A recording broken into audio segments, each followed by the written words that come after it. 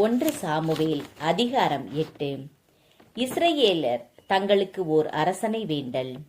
சாமுவேலுக்கு வயது முதிர்ந்த போது அவர் தம் புதல்வர்களை இஸ்ரேலின் மீது நீதி தலைவர்களாக அமர்த்தினார்.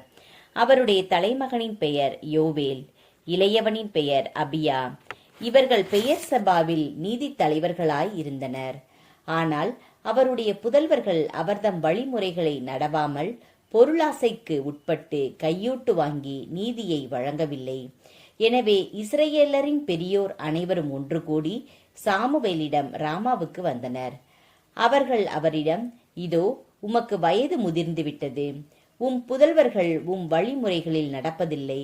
ஆகவே அனைத்து வேற்றினங்களிடையே இருப்பது போன்று ஓர் அரசனை நியமித்தருளும் என்று கேட்டுக்கொண்டனர்.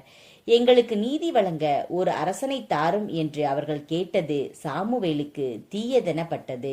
சாமுவேல் ஆண்டவரிடம் வேண்டிக் கொண்டார். ஆண்டவர் சாமுவேலிடம் கூறியது, மக்கள் குரலையும் அவர்கள் உன்னிடம் கூறுவது அனைத்தையும் கேள். ஏனெனில் அவர்கள் உன்னை புறக்கணிக்கவில்லை. அவர்களை நான் ஆளாதபடி என்னைத்தான் புறக்கணித்து விட்டனர். நான் அவர்களை எகிப்தினின்று கொண்டு வந்த நாள் முதல் இந்நாள் வரை அவர்கள் என்னை புறக்கணித்து வேற்று தெய்வங்களுக்கு ஊழியம் செய்து அனைத்திலும் அவ்வாறே செய்தது போல் உனக்கும் செய்கிறார்கள். இப்போது அவர்கள் குரலுக்கு செவிக்கொடு. ஆனால் அவர்களை கண்டித்து எச்சரி. அவர்களை ஆளப்போகும் அரசனின் உரிமைகளை தெரியப்படுத்து. ஓர் அரசன் வேண்டுமென்று தம்மிடம் கேட்ட மக்களுக்கு சாமுவேல் ஆண்டவர் கூறிய அனைத்தையும் கூறினார். உங்கள் மீது ஆட்சி செய்யும் அரசனின் உரிமைகளாவன. அவன் உங்கள் புதல்வர்களை தன் தேரோட்டிகளாகவும் தன் குதிரை வீரர்களாகவும் வைத்துக் கொள்வான். அவர்களை தன் தேர்களுக்கு முன் ஓடச் செய்வான். அவன் அவர்களை 1000 தலைவராகவும் 50 தலைவராகவும் தன் நிலத்தை உழுபவராகவும் தன் விளைச்சலை அறுவடை செய்பவராகவும் தன் போர்க்கருவிகளையும் தேர்க்கருவிகளையும் செய்பவராகவும் நியமித்துக் கொள்வான். மேலும் அவன் உங்கள் புதல்வியரை பரிமள தைலம் செய்கிறவர்களாகவும் சமைப்பவர்களாகவும் அப்பம் சுடுபவர்களாகவும் வைத்துக் கொள்வான். அவன் உங்கள் வயல்வெளிகளிலும் திராட்சை தோட்டங்களிலும் ஒலிவ தோப்புகளிலும் சிறந்தவற்றை எடுத்துக்கொண்டு தன் அலுவலருக்கு கொடுப்பான். உங்கள் தானியத்திலும் திராட்சை பழனிலும் 10 1 பங்கை எடுத்துக்கொண்டு தன் காரிய தலைவருக்கும் அலுவலருக்கும் கொடுப்பான்.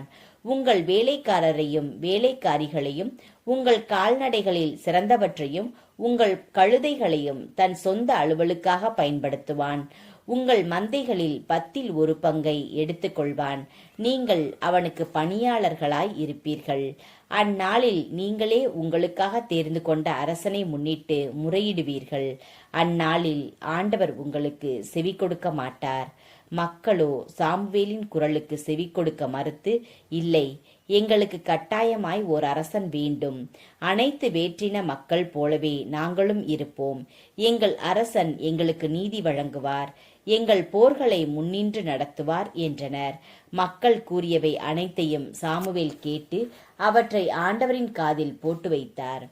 ஆண்டவர் சாமுவேலிடம் கூறியது, அவர்கள் குரலுக்கு செவி கொடுத்து அவர்கள் மீது ஓர் அரசனை ஆளச் செய். பின்பு சாமுவேல் இஸ்ரேல் மக்களை பார்த்து, ஒவ்வொருவரும் தம் நகருக்கு செல்லட்டும் என்றார்.